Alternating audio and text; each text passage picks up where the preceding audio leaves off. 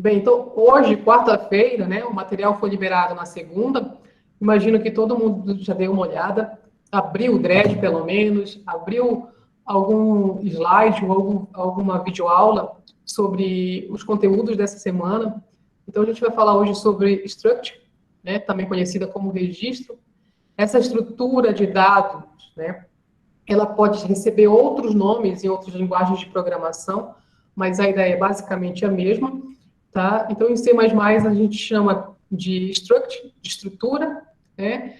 E vocês viram lá no material que você consegue, dentro dessa struct, colocar campos, e esses campos podem ser de tipos diferentes. Por isso que a gente fala a gente fala que é uma estrutura heterogênea, né? É um pouco diferente do que a gente viu até aqui, tá? Bem, Pessoal, eu coloquei no chat aí o link lá para o documento, para quem ainda não tinha aberto, que tem o material de apoio que a gente vai estar falando hoje, sobre registros, tá? Que aí pelo link vai ficar mais fácil vocês acessarem. então, vamos lá, gente. Eu vou compartilhar minha tela agora, tá? Esse material que vocês estão visualizando, pode ser que até o final dessa nossa conversa aqui, a gente descubra alguma coisa que precise ajustar. E aí, após esse encontro, a gente fará os ajustes e já colocará lá na sala virtual, tá? Então, vamos lá, vou compartilhar aqui. Hoje eu vou usar o Gene, tá? Naquele encontro anterior eu usei o Visual Studio, mas hoje eu vou usar o próprio Gene. E aí, a gente vai, eu e a professora Marluce vamos ficar nos revezando, né? Então, compartilhar a tela inteira, né?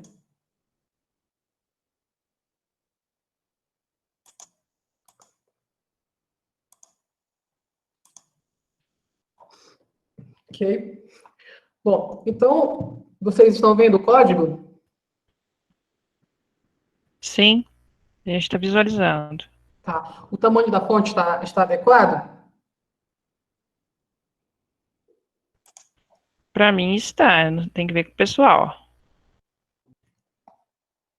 Bem, qualquer coisa vocês podem falar. Então a gente vai falar sobre structure e eu vou começar um exemplo sobre carro, né? Imagina que você está desenvolvendo um sistema e você precisa armazenar informações sobre carro, né? E você tem diversos carros. E um carro, simplesmente aqui no nosso exemplo, a gente vai guardar sobre ele cor, o ano e a marca, né? Marca como Fiat, Ford, Chevrolet, não é o modelo do carro em si, só para facilitar, tá? Até porque o meu conhecimento de mundo sobre carro não é tão grande assim. Bem, então a gente criou aqui uma estrutura antes do main, antes de utilizar, né? Começando com a palavra reservada struct, o nome da estrutura, tá? E dentro os campos dessa estrutura. Veja que a estrutura tem um ponto e vírgula, uma chave, né? Abre chave, e na linha 8 aqui eu estou fechando a chave com o ponto e vírgula. Esse ponto e vírgula é obrigatório. Se você não coloca esse ponto e vírgula, seu código já não compila, tá? Então, um erro comum é esquecer esse ponto e vírgula aqui. E por que é um erro comum? Porque nós estamos acostumados a colocar o ponto e vírgula depois do cout, depois de um cálculo, depois do return. Nunca depois de uma chave, né? Mas não esqueçam disso. A struct você precisa fechar, né? Fechar a chave e colocar esse ponto e vírgula, tá? Bem, então, criada a nossa struct, estamos criando um tipo que não existe dentro do C++, né? Dentro do C++ tem o int, o float, string, char. O tipo carro nós estamos criando, né? Isso que é o legal quando a gente começa a falar de registro, de tipos heterogêneos de dados, é você poder criar os seus tipos. É isso que a gente está fazendo, ok? Então, criar uma variável do tipo structure, criar uma variável do tipo carro, Como é que é? É igual como você fazia quando declarava o inteiro. É o tipo, no caso aqui o nome do meu tipo é carro, e o nome da variável. Eu vou chamar aqui de meu carro, seguindo o material que vocês estão acompanhando. Tudo bem até aí? Eu posso fazer pergunta para a turma? Está autorizado. Então, eu poderia declarar essa meu struct de carro dentro do main? O que o pessoal acha? O Luiz Fernando falou que sim. Mas alguém acha que sim? Tiago Viegas disse que não. Tem alguém digitando Luiz aí? Fernando Santos diz que sim, só não é interessante. Por que não é interessante? Pode abrir seu microfone para falar, Luiz Fernando. Não dá para chamar fora do main. Luiz Fernando falou. E é isso mesmo. Porque se eu coloco dentro do main, lá na linha 13, por exemplo, ele vai ficar no escopo do main. Se eu crio uma função fora do main, essa função ela não vai conseguir enxergar essa struct, não vai poder ser declarada uma variável do tipo carro. Ok? Pode continuar, Paula. Tá. Bem, então, vamos falar sobre a entrada de dados. Entrada de dados é quando utilizamos o comando CIN, né, por exemplo, para ler os dados e armazenar naquela variável. Acontece que a nossa variável agora, meu carro, né, meu carro é uma variável que dentro dela tem campos. O campo cor, o campo ano e o campo marca. Então, você não vai simplesmente colocar aqui CIN, meu carro. Tá? Você não pode fazer isso. Ó, já dá uma falha na compilação.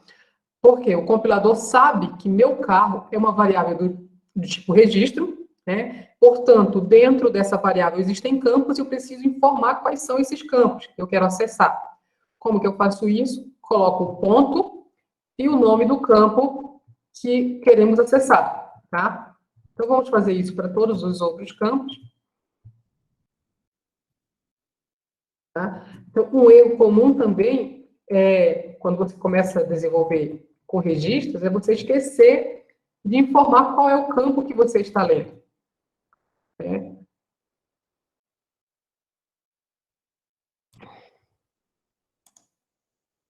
Ó, então, vou executar aqui.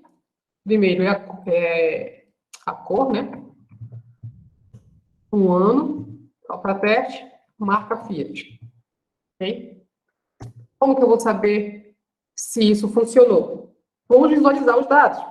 Vou colocar aqui a saída de dados, né? Eu vou imprimir na tela. Usando o comando Cout, eu vou dizer, olha, meu carro, ponto, cor, vou colocar tudo em uma linha só. Meu carro, ponto, ano, veja, estou repetindo o processo de acessar os campos, né? Nome da variável, ponto, nome do campo que quero acessar.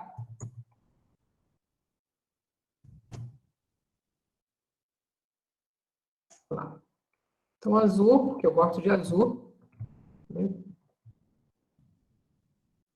Olha ali, saiu na tela as informações armazenadas dentro daquela variável.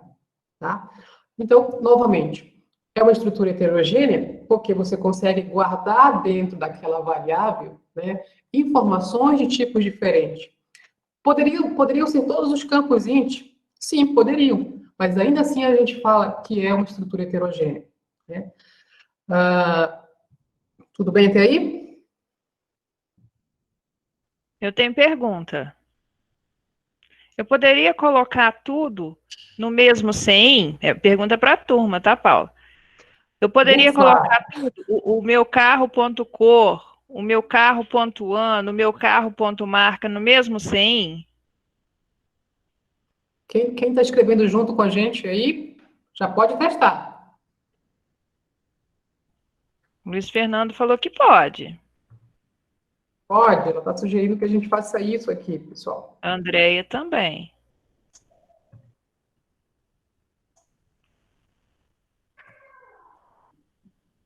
Pam, pam, pam, pam, pam, pam, pam, pam. Faltou o ponto e vírgula. Ufa!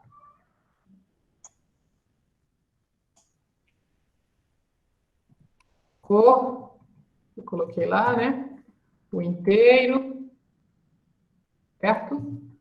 E o outro matinho também. Ele está imprimindo 2. 2 é porque você colocou o ano 2 vezes. Ah, é, olha, ninguém me falou nada. É o calor da emoção, pessoal. Estar com vocês.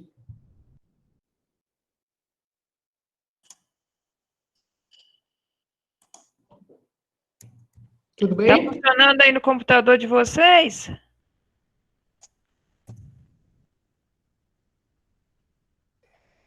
A questão de você usar o sininho com tudo na mesma linha, eu costumo dizer que é de estilo, né? É estilo do programador. Eu gosto de colocar separado. E vocês? Bem, tudo bem? Então, nós criamos aqui o nosso primeiro tipo de dado, que é o carro. Criamos uma variável desse tipo. Acessamos aqui nas linhas de 17 a 19, inserimos dados nessa variável e acessamos o campo, né? Cada campo que tem ali dentro, e imprimimos na tela. Ok? Bem, uma outra coisa que pode acontecer é você, uma estrutura, né? Ter como um campo dela uma outra estrutura. Ou seja, dentro do carro, eu poderia ter uma outra estrutura, que no exemplo eu coloquei ali como um pneu, né? Porque um carro, além de cor, ano e marca, ele é composto, né? Faz parte dele o pneu, né? Então, para eu poder utilizar dentro do carro essa estrutura, eu crio ela antes, tá? E aí, aperte a chave, ponto e vírgula, né?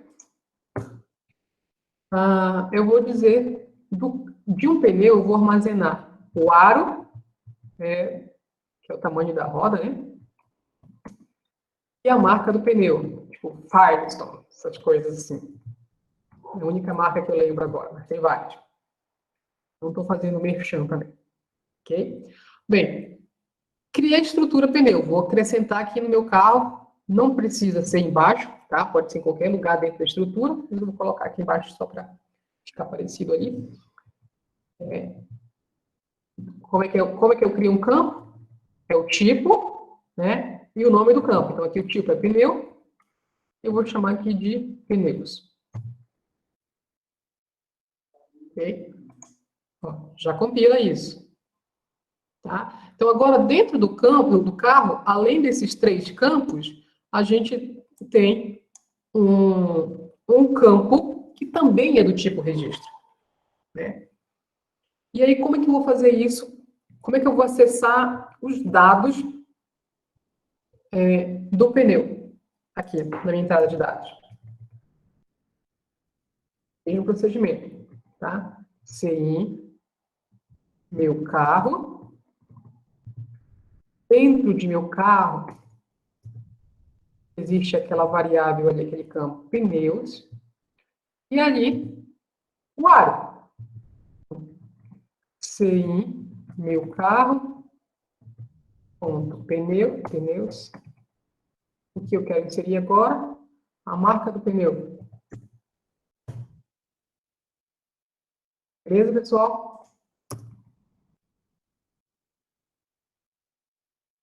No futuro, vocês vão descobrir que isso se chama composição, né? Ou seja, isso que a gente está vendo aqui em registro,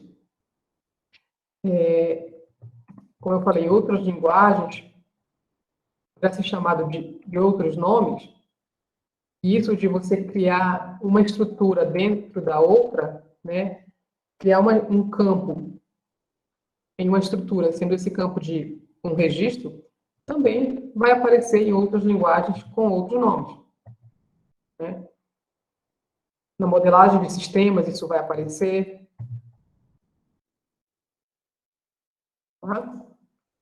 Vamos colocar aqui a cor, o ano, a marca. Agora vem sobre os pneus. O ar é inteiro, né? O pneu, sei lá, 17, não sei. Marca Firestone. O que faltou?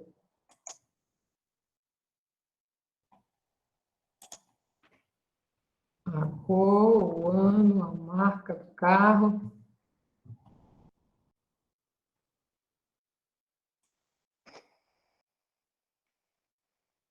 Aí vem o número inteiro.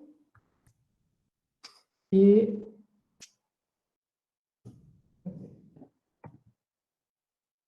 todo mundo conseguiu visualizar aí? Alguma pergunta? Tudo bem, pessoal? Podem mandar um sinal de fumaça aí pra gente. Tá? Então, o que nós fizemos aqui, ó, é criar, né, criamos uma variável meu carro, que é do tipo carro. É uma variável que ela guarda informações de um carro, né? Além disso, acrescentamos uma outra estrutura aqui chamada pneu e criamos dentro desse carro um campo que é do tipo pneu. Poderia ser N coisas, você poderia pensar assim no volante. Sobre volante seria uma estrutura, né? Sobre dados sobre o motor do carro, né? E aí, dependendo do sistema, você vai detalhar isso mais ou menos em quantas estruturas você vai precisar, tá? Mas isso fica para o futuro. Aqui é só estou querendo mostrar o exemplo de como que você criaria uma estrutura e dentro de outra, né, um campo daquele tipo. O Luiz Fernando Santos está perguntando se para criar vetores altera alguma coisa. Se eu poderia ter um vetor dentro do registro. Sim, sim. Eu posso ter dentro da estrutura, dentro do registro, um campo que é do tipo vetor, que é um vetor, né? E aí pode ser vetor de qualquer coisa, de string, de inteiro, de números reais. Como você pode ter um vetor que guarda registros, tá? E aí a gente vai fazer esse processo, que eu acho que é mais simples, assim, para a gente visualizar. Vamos pegar esse código agora e vamos dizer assim, olha, eu quero um vetor de registro, de carros. Eu quero guardar informações, por exemplo, sobre 5 carros, sobre 10 carros. E aí, depois, a gente entendendo esse processo, aí a gente vai acrescentar depois um campo na estrutura do carro, que seria um vetor. Pode ser assim? Tá? Então, vejam. Posso mexer aqui, pessoal? Já vou começar. Eu vou, só para facilitar, eu vou tirar aqui esse pneu aqui, só para ficar mais simples. Que vocês já entenderam, imagina o processo. Tá? Vocês conseguiram acompanhar até agora? Conseguiram replicar aí no computador de vocês? Tudo.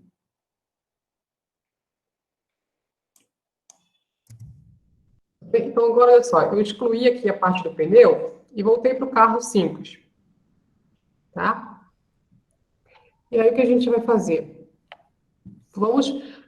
Não faz sentido você criar um programa para armazenar dados de um carro, né? Geralmente, nós vamos armazenar de muito mais. E vocês já viram a ideia de vetores e matrizes, então a gente vai trazer essa informação que vocês já conhecem, né, para esse cenário do registro, né? Eu poderia, por exemplo, ter um registro dos alunos que estão nesse atendimento, eu criar uma structure para isso. É mais de um aluno que tem aqui hoje, ainda bem, fico feliz com isso.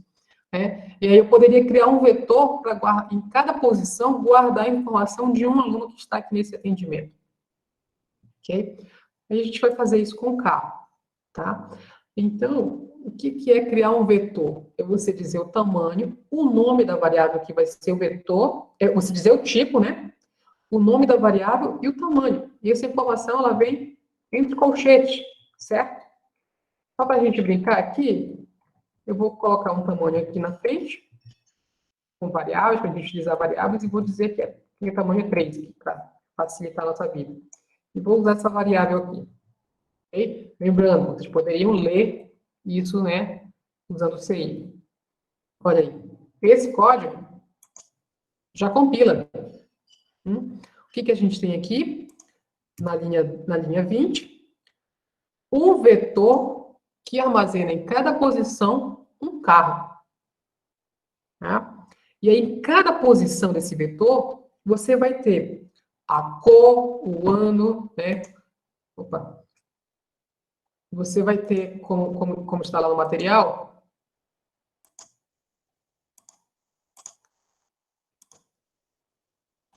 você vai ter em cada posição um carro, né? E até coloquei uma figurinha aqui para facilitar. Então, na posição 0, você vai ter cor, ano e marca. Na posição cor, ano e marca, né? Ok? Bem, então, feito isso, vamos fazer a entrada de dados. Estou fazendo tudo dentro do main, por enquanto. Vou fazer aqui a entrada de dados. O que a gente precisa? Percorrer o vetor, como vocês já fizeram isso no réu anterior, percorrer o vetor do início ao fim. Vocês aprenderam a função for. Vou utilizar a função, né, o comando for. Vou utilizar o for aqui. Então, começa na posição 0, vai rodar até menor que o tamanho, e mais, okay? E aqui eu vou ler, usando o CIN, né? Qual que é o nome do meu vetor? Meu carro. Quando você trabalha com vetor, você diz o nome dele, a posição, certo? E aí vem a parte, né, que envolve o registro. Depois de dizer a posição, você vai colocar o ponto e o nome do campo em que você vai armazenar aquela informação. Ó.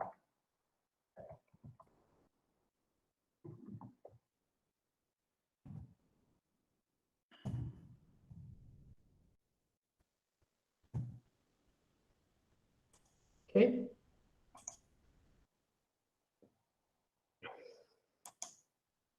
Faltou o quê? Declarar o I. Vou colocar o meu I bem aqui.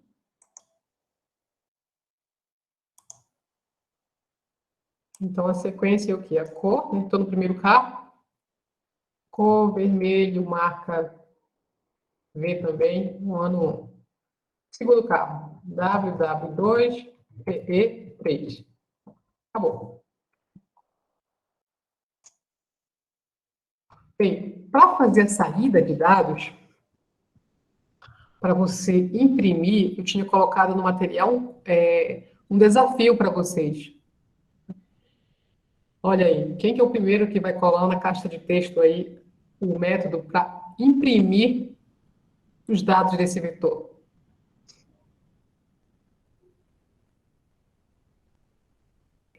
Eu só inverter o 100 para ser alt. O Tiago Viegas falou. Isso aí, Tiago. Então, você poderia utilizar o for, utilizar o do while, utilizar o enquanto aqui, né? Muito bem. Bom, então só inverter, né? Vou fazer uma mudança aqui. Eu queria fazer uma observação. Olha só, lá em cima na linha 9, quando você faz cria o registro, né? Você colocou primeiro cor, depois ano e depois marca. E quando você vai preencher, na linha 22, a partir da linha 22, você não mantém essa ordem. Então, os campos você pode preencher em ordens diferentes. Você pode preencher só um dos campos. Né, às vezes você quer só preencher a cor. Então, poderia usar um for só para a cor. Né? Se precisasse preencher só o ano, então um for só para preencher o ano. Então, esses campos, eles são independentes na hora de você trabalhar sobre eles. Isso, por exemplo, se fosse dados sobre um aluno, né? Agora, nós temos aí cinco atividades avaliativas iniciais, né? Então, eu poderia pedir para ler as notas dessas atividades avaliativas e ter um campo média que seria calculado em função dessas entradas de dados. Ou seja, eu não peço para o usuário digitar. É igual quando você está preenchendo um sistema, né, os seus dados no sistema, e ele pede a sua data de nascimento. Ele não pede a sua idade, ele calcula a sua idade. Então, tem um campo lá por trás do sistema chamado idade, e que vai calcular a sua idade, né? Dado a sua data de nascimento e a data do sistema, a data atual. Tá? Pode ser feito isso mesmo. Bem, então eu vou colocar aqui a saída de dados, só para a gente... Ou todo mundo entendeu? Tem uma pergunta. É necessário fazer um CIN para cada variável do registro? Não é possível imprimir todas as variáveis de um registro com um comando? Imprimir com o Alt, então. Eu estou entendendo que é com Alt que o Rafael está perguntando. Ele está falando que é imprimir ou pegar. Aí está perguntando se tem que ser todos os campos ou se tem com um comando só. Não, você pode fazer numa linha só. Você pode chegar aqui e, por exemplo, eu vou imprimir aqui na mesma linha, né? Vou pegar a cor e a marca.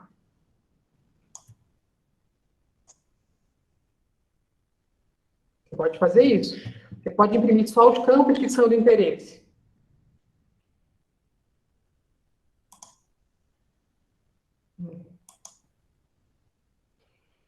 Ele colocou assim, se precisa ser um por um, no caso, o meu carro.cor, o meu carro.marca, o meu carro.ano. Precisa ser. Tem que fazer esse for e imprimir todos os campos do meu registro. Né? Ele não compila se você tirar a informação do campo. Por quê? O compilador entende que essa variável ela é do tipo vetor, mas não é um vetor de inteiros.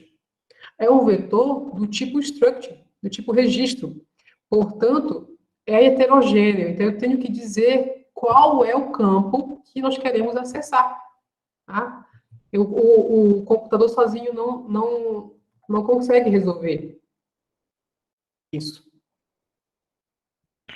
É a mesma coisa quando você está trabalhando com vetor, né? Você tem que ir percorrendo o vetor e imprimindo as posições do vetor. Isso.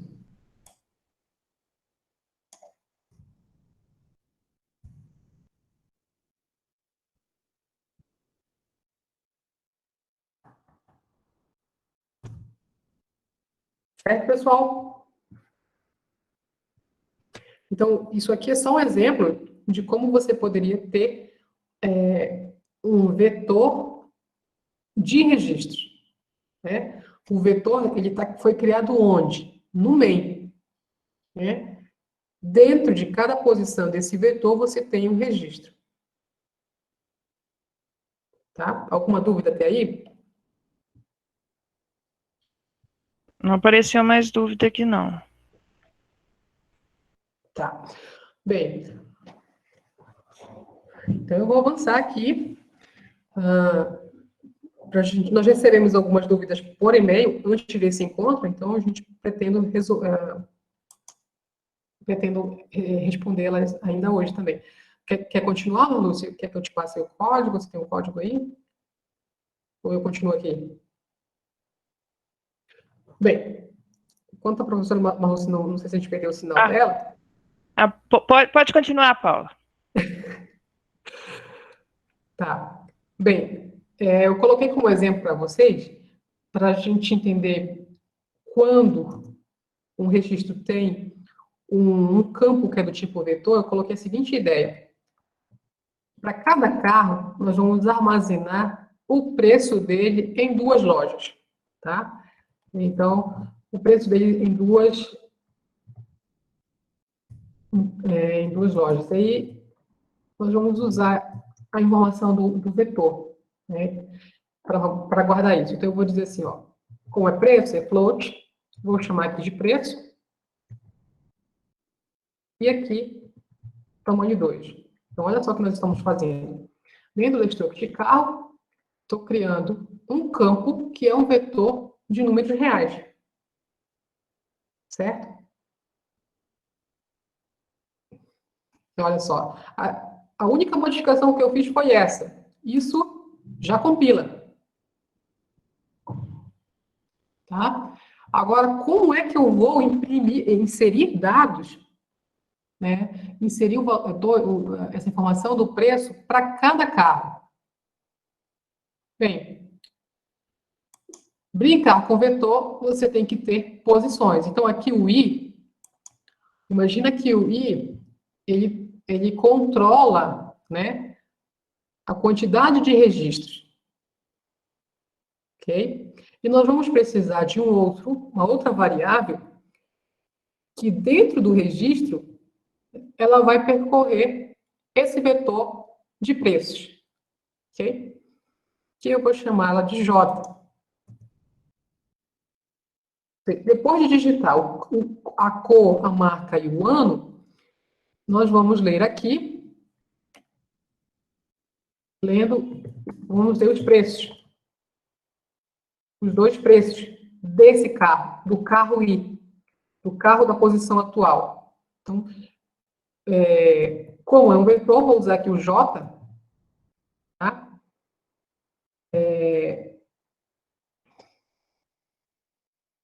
Nós sabemos ali que é menor do que 2, J mais, tá? E aí, CI, aqui vem, o que nós queremos? Do vetor meu carro, a posição I, né? O quê? O ponto, o preço na posição J. Faz sentido para vocês? E isso compila. Já está compilando.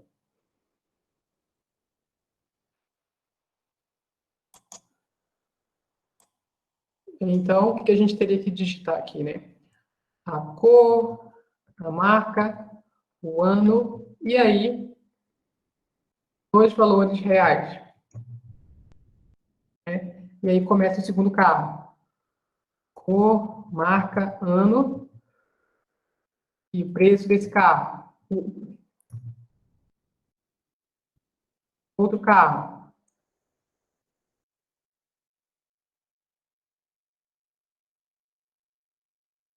O ano, o preço, tarará. Né? E aí nós não mexemos na parte de impressão. Mas está tudo lá. Então, nós vimos agora a situação de você ter um atributo, né, um campo, na linha 14, aqui na declaração da struct, que é um vetor. E como que nós inserimos os dados nesse vetor? Tem uma pergunta. O Luiz Fernando Santos, ele pergunta se tem como ler um tamanho para o vetor preço no struct. Para o vetor preço, se ele tiver fora do main, aí complica, né? Porque lá fora do main tem que saber o tamanho do vetor aqui, preço, para poder eu fazer a declaração. Dentro do main, eu poderia pegar o que o usuário inseriu para depois criar meu struct. É igual quando a gente lê o valor, o tamanho do vetor e depois cria o vetor, né? Então, daria para fazer dentro do main. Ele falou que entendeu. Tá.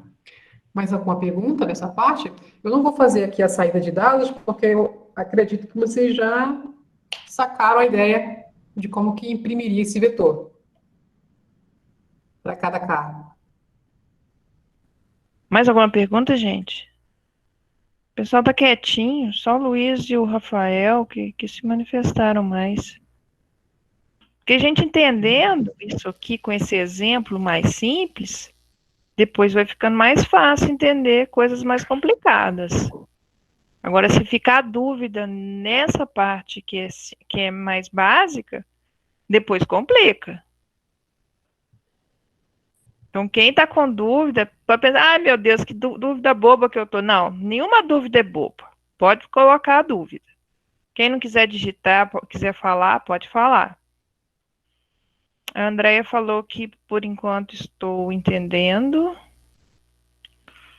O Luiz Eduardo, eu tenho uma dúvida sobre como passar esses vetores como parâmetros para uma função. Seria o vetor de Muito bem. registro, Luiz Eduardo? Ou um vetor A qualquer? variável meu carro aqui. É a variável meu carro? É, meu carro. Tá. Bem, então a gente vai falar um pouquinho disso, que inclusive essa foi uma dúvida que eu recebi por e-mail, a professora Marluz também recebeu, e aí a gente vai falar um pouquinho disso agora, então. Aí, para simular essa ideia de passar um vetor de registro para uma função, para um procedimento, né, para um subprograma qualquer, nós vamos brincar da seguinte forma. Bem, olha só o que a gente está fazendo aqui, né? Aquilo que a professora Marluz disse, né? Eu posso ler só dados do meu interesse. Eu vou tirar aqui, só para não ter que ficar digitando muito. O campo vai ficar lá, tá? A gente vai ler os dados do carro. E aí, depois disso, a gente vai fazer uma pesquisa desse vetor. Eu quero saber quantas ocorrências de uma determinada marca. Então, por exemplo, quantas vezes aparece a palavra Fiat. Né? E aí, então isso é uma string, eu vou pedir para o usuário digitar. Chave de busca, né? O nome que eu coloquei no material, chave de busca, valor da chave, tudo a mesma coisa. Então, eu vou colocar um Cout aqui só para a gente entender quando chegar aqui. Digite uma marca para buscar.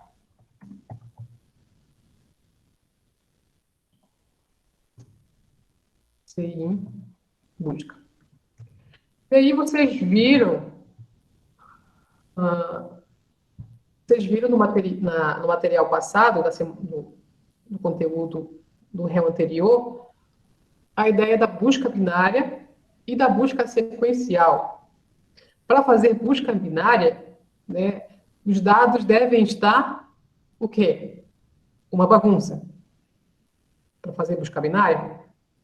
Já esqueci? O Fernando falou que tem que estar ordenado. Isso, tem que estar ordenado. A parte de ordenação, ela começa nesse réu. Só para vocês terem uma ideia, são 6 algoritmos de ordenação. E nesse réu nós estamos tratando apenas de 3. Mas como nessa apresentação de hoje a gente não vai falar de ordenação ainda, e como vocês colocaram que a busca binária precisa estar ordenado, então nós vamos aplicar aqui busca sequencial, que é o quê? Olhar registro por registro, posição por posição, e comparar se naquela posição o campo marca vai ser igual a essa variável busca que nós acabamos de criar. Tá? Então, eu vou colocar aqui, depois a gente vai completar. Imagina que eu vou ter um método chamado pesquisar. O que eu vou passar para esse método? Eu preciso passar todo o vetor de registros, no caso aqui, meu carro, certo? É lá onde eu tenho essas informações. Como é que eu passo um vetor? É o nome do vetor, colchete vazio. Preciso passar o tamanho, isso vocês viram já. Além disso, a informação que eu estou pesquisando. Ok?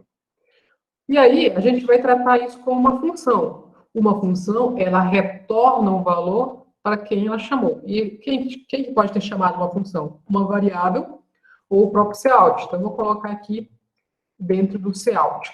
Depois a gente enfeita melhor, tá? Então, eu não vou tratar isso como um procedimento, eu vou tratar isso como uma função que vai retornar um valor para o cout. E aí eu vou construir essa função. Ok? Essa função, vejam, eu quero saber quantas vezes, né? Vou colocar aqui de novo a informação.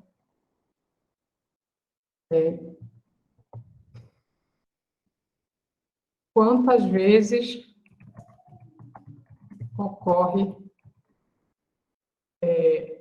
essa informação busca aqui, né? Que no caso vai ser a marca do carro. Quantas vezes aparece a palavra carro? Então, isso é uma informação que vai retornar um inteiro, ok? E aí, depois eu vou explicar por que isso aqui está do lado de fora. Fora do main, fora da structure, tá? Então, vejam. No cabeçalho de uma função, eu tenho que dizer os parâmetros, né? Os parâmetros que eu vou utilizar são esses aqui, meu carro. Vou manter os mesmos nomes, para não confundir. É o tipo, né? O int tamanho, e esse aqui é uma busca, né? Uma string. Coloquei int aqui embaixo. Então, vejam, olha só. Um casamento de padrão, eu falo assim, o método pesquisar, ele precisa de um vetor de carros, um tamanho, uma informação inteira, e uma string de busca. Bate com o cabeçalho que a gente está chamando aqui embaixo, na linha 46. Agora a gente vai construir o método. Ok? Quantas vezes a palavra ocorre, né? Eu vou precisar de uma variável para varrer o vetor, certo? Posso usar o for aqui, e uma variável que vai contabilizar o total de ocorrências dessa palavra, tá? Então, e menor que o tamanho, se alguém tiver dúvida até aí, pessoal, pode falar, ok? Bem, estando na posição I, eu vou olhar dentro desse vetor meu carro, desse parâmetro meu carro, na posição I, o quê? Se o campo marca é igual a essa informação que nós estamos passando. Se isso for verdade, total mais mais. Tá? Então, uma função que retorna um inteiro. O que é que eu vou retornar aqui? Eu vou retornar um carro? Luiz Fernando falou que é total. Muito bem, Luiz Fernando. Nós vamos retornar, né? Quantas vezes ocorre o termo busca, o termo armazenado em busca? Então, nós vamos retornar aqui o total. A gente poderia retornar N coisas. Poderíamos retornar ocorre, não ocorre, depende da lógica do que você está fazendo, ocorre, não ocorre, a posição. Você poderia modificar, inclusive, por meio de um subprograma, informações armazenadas no registro. Tá? Bem, então, olha só, vai retornar o inteiro, né? Se retornar zero, é porque não aconteceu aquela busca. Aquele termo não aparece. Senão, vai retornar outro valor, tá? Opa, tem que compilar aqui. Opa.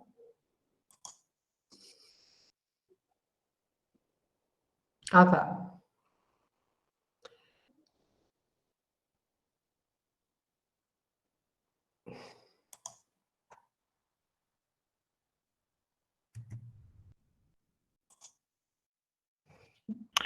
Eu queria aproveitar, você está apagando o J aí porque você declarou o J e não usou, né?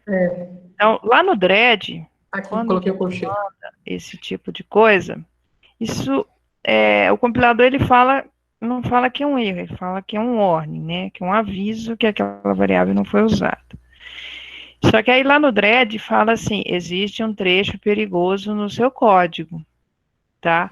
Então, toda vez que aparecer existe um trecho perigoso, a primeira coisa que a gente pode olhar é se tem uma variável que foi declarada e não está sendo usada, tá? É uma dica. Uma outra dica é que eu alimentei lá o material do primeiro réu, que foi um erro frequente, foi, por exemplo, não ter inicializado a variável total aqui com zero. E na hora que você fala total mais, o compilador espera que já tenha um valor inicial nessa variável. Como aqui no for, ó, i começa de zero. Quando chega aqui no i++, o i está dizendo o quê? Você mesmo mais um. Você mesmo mais um é porque tem alguma coisa, nesse caso aqui era o zero. Então, se você não colocar isso, você pode ter um erro, sua lógica pode estar perfeita, mas ela, na hora de executar, aquela variável que não foi inicializada, ela pode pegar um lixo de memória e sair um resultado que você não espera. Né? Tem uma Bem, pergunta aqui. O Luiz Fernando está perguntando que aquele i na função poderia ter sido criado dentro do for, lá na linha 20. sim, Poderia. Poderia, sim. poderia sim. Inclusive, vocês devem ter visto o material que o professor Bruno compartilhou de declarar as variáveis próximas de onde elas foram utilizadas. Se eu tivesse mais um for aqui, uma outra repetição, eu teria que declarar esse i de novo. Eu teria que fazer int i, int i, int i. Cada int i desse vai criando, alocando uma parte da memória. Então, no meu estilo, eu costumo fazer essas variáveis logo no começo da função, do subprograma, tá? Mas você poderia ter feito ali também. Eu gosto de falar de escopo, né? Em computação paralela, a gente usa muito esse termo. Então, quando a gente cria, lá na linha 20, por exemplo, se eu crio a variável, se eu declaro ali int i recebendo zero, i menor do que tamanho, então, esse i, ele vai ser criado, vai ser alocado, e vai existir enquanto estiver no escopo do for. Depois que você sai do for, ele já não vai estar mais válido, já vai ter sido desalocado. Se você quiser usar de novo o i, você teria que fazer de novo a Entendi. declaração do i, ele vai alocar a memória de novo para poder usar. É, Coloquei no meio, ó. no main Mandou, também, né? Aí, utilizando esse i várias vezes. É o mesmo é, i.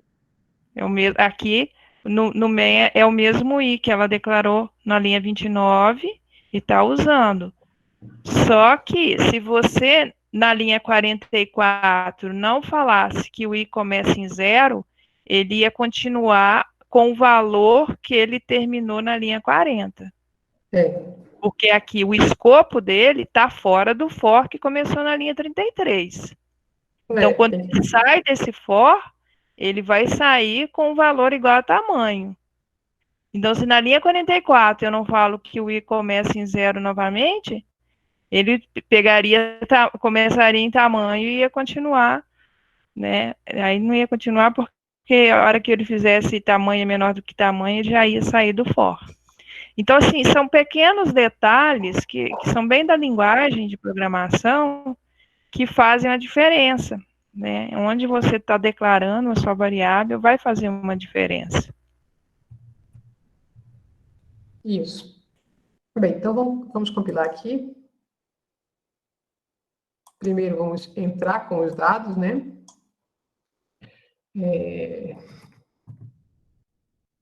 Vou chamar aqui de Fiat, ano 1, são 3 carros. Azul, e é Fiat também.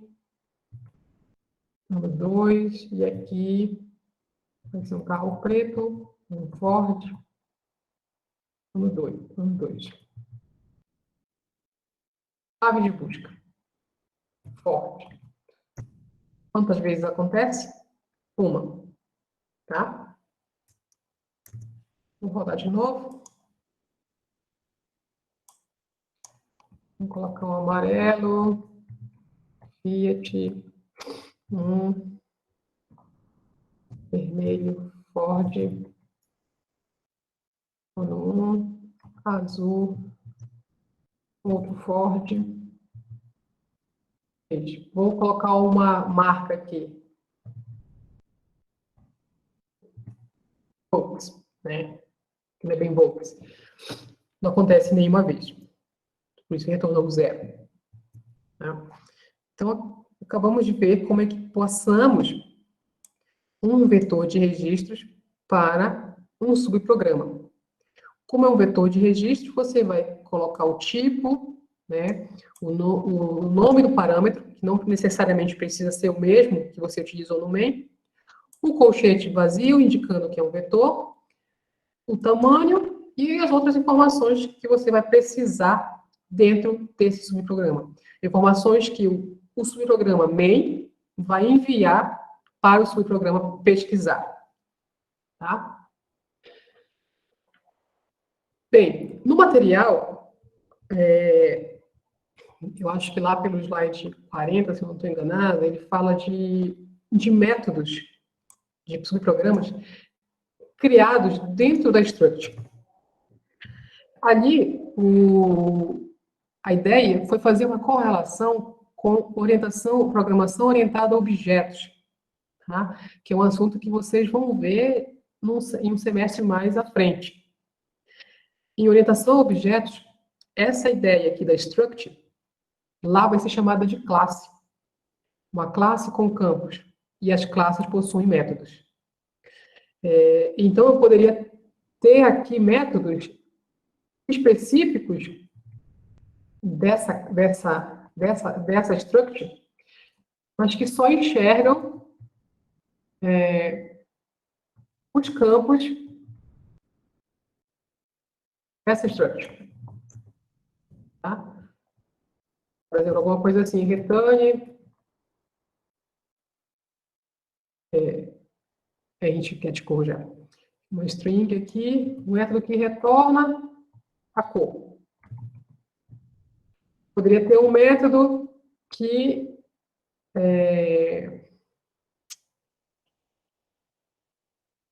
atualiza uma cor. Eu fiz isso hoje, não vou lembrar agora como é que foi. Alguma coisa assim, set cor. Não é bem set. Recebe uma cor.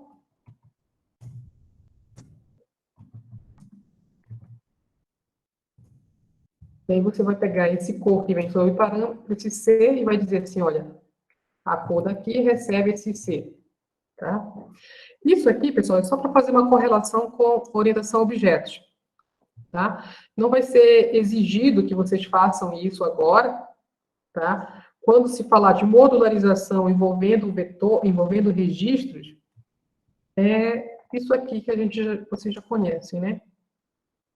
Você vai criar fora da struct, vai dizer se o seu subprograma retorna alguma coisa, o nome dele, os parâmetros e o corpo do subprograma. Tá? Bem, são 8h34.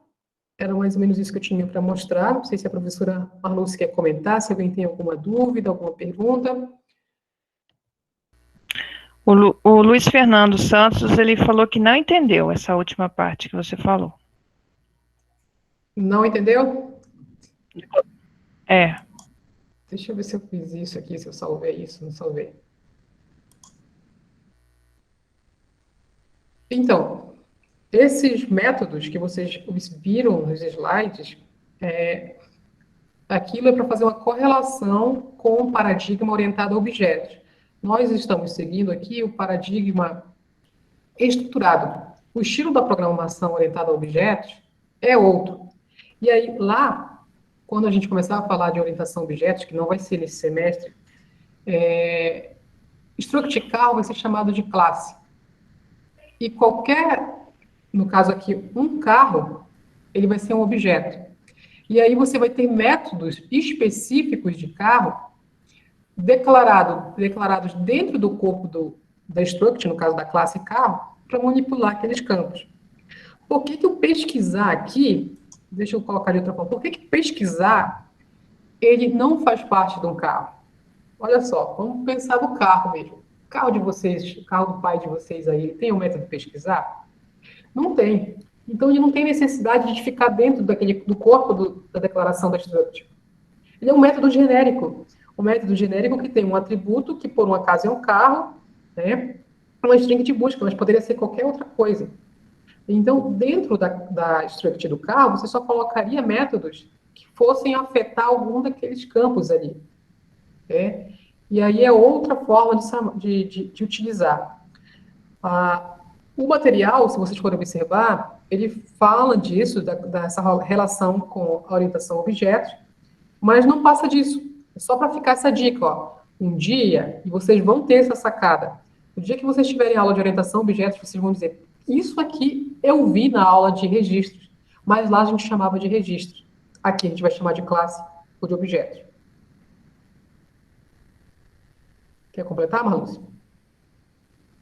A gente está chamando aqui no estruturado como função e procedimento, né? Isso. E aí lá vai chamar de método. Isso. Vai mudar um pouquinho o nome, né? E então, assim, é um outro paradigma, é outra forma de pensar na hora de programar. Mas para resolver os exercícios que estão propostos, vocês não precisam pensar nisso, tá? Toda vez que você tiver que criar um módulo, esse módulo vai ser uma função ou um procedimento. Vou aproveitar e corrigir algumas questões sobre procedimento e função, o pessoal confundiu bastante. Então, só para lembrar que, por exemplo, ó, o pesquisar retorna um valor. Tem lá, return total. E esse total é um inteiro. Então, o tipo aqui que está sendo retornado na linha 19 é inteiro.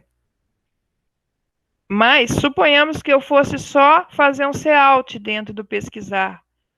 Eu não precisasse usar o return. Eu não precisasse voltar lá para o main. Esse return é de retornar para onde a função foi chamada. Que no caso aqui foi chamada dentro do main. Mas eu poderia ter dentro do pesquisar uma chamada para outra função, né? Então, ela, quando retornasse, retornaria para dentro do pesquisar. Então, se eu não preciso de retornar para onde foi chamado, eu posso simplesmente escrever na tela, eu posso usar um procedimento, que seria uma função que não retorna nada, né? Void. Seria void. Na linha 19, no lugar de int, eu teria void. Então, um candidato a void aqui seria a impressão dos dados. Certo? Certo. Eu até, como eu comentei na parte de vetores, eu gosto de deixar isso meio pronto, porque eu posso chamar isso de forma bem, várias vezes, quando a gente precisar. Até uma outra coisa que é interessante, pessoal, quando vocês estiverem programando, não tentem fazer de uma vez, façam aos pouquinhos, experimentem, compila, está compilando, está executando até aqui, depois você segue para as próximas etapas. Bom, e aí eu simplesmente, olha só, é um void imprimir, e aqui eu poderia chamar o imprimir do meu carro e o tamanho. E aí vai executar aquele procedimento de impressão de dados. É sempre interessante ter um procedimento para imprimir os dados, né? Senão você tem que ficar repetindo esse código várias vezes. Tem uma pergunta aqui. Luiz Fernando Santos. Sobre correção. Se o exercício não pedir para usar função ou procedimento, fica a nosso critério usar eles como acharmos necessário ou existe um padrão? Quando o enunciado não pede, fica a cargo do aluno mesmo. Mas é interessante vocês irem adquirindo a maturidade de usar modularização, porque a vida, a vida real de uma pessoa que trabalha na computação vai mexer com modularização. Então, se vocês não tiverem facilidade de utilizar os subprogramas, vocês vão encontrar um pouco de dificuldade. Vocês vão escrever códigos muito grandes, difíceis de achar o erro. Então, se vocês puderem, mesmo que não esteja explícito, sempre utilizar a modularização, eu recomendo. Mais alguma pergunta? Teve uma pergunta lá em cima que eu falei que depois eu ia pesquisar melhor para responder. Às vezes você sabe responder, Paulo. Quando eu chamo, quando você estava falando do CEIM para preencher lá o registro, os campos do registro, né? Chamar mais de uma vez, né? Colocar em várias linhas e botar na mesma linha. Em termos de desempenho, tem alguma diferença? Não sei dizer também. Eu acho que isso está ligado a usar, porque o CEIM seria. Eu não sei se ele aloca alguma coisa, né? Para poder usar o CEIM. Quem perguntou sobre isso, leu alguma coisa e ficou em dúvida? Quer comentar? Foi, acho que o Rafael que perguntou. Deixa eu achar aqui. Foi... Pode verificar isso e colocar nesse material de apoio alguma informação. Foi o Rafael Campos que perguntou. Você leu alguma coisa sobre isso, Rafael? Ou foi só dúvida mesmo? A gente pesquisa. E depois a gente responde. E aí, pessoal? O que vocês acharam? Deu para esclarecer alguma dúvida que vocês tinham? Não serviu de nada? Vim aqui só perder tempo. Eu sou forte, pode falar. Vamos fazer o seguinte, eu vou desligar a gravação para o pessoal não ficar tímido, tá?